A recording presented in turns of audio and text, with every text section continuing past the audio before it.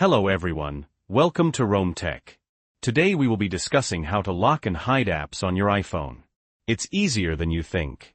First, find the app you want to lock and hide. Once you've located it, press and hold on the app icon until you see a context menu pop up. From this menu, you're going to choose Require Face ID. Now, you'll see a couple of options. If you only want to lock the app, choose Require Face ID. However, if you want to both hide and lock the application, which is what we'll do today, select Hide and Require Face ID. Okay, now you'll see an information window explaining what's about to happen. This is important. When you choose to hide an app, any information related to that app will no longer appear on your iPhone. You'll only be able to access the app through the Hidden Apps folder, which will require Face ID or your passcode to unlock. Ready? Click on Hide App at the bottom of the screen. And just like that, the app is hidden. So, how do you access it now?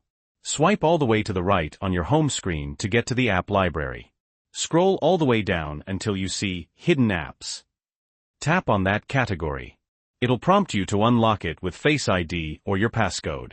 After you unlock it, all of your hidden apps will be displayed. To open the app, tap on its icon. It might ask for Face ID again, and then you'll be able to use the app as normal. Now, what if you want to unhide and unlock the application? Go back to the Hidden Apps category, unlock it. Then press and hold on the app you want to unhide. From the menu, choose Do Not Require Face ID. Your application should now be unhidden. You might need to add it back to your home screen if it was there before. And all information related to the app will now reappear within your system. And that's it. That's how you lock and hide an app on your iPhone.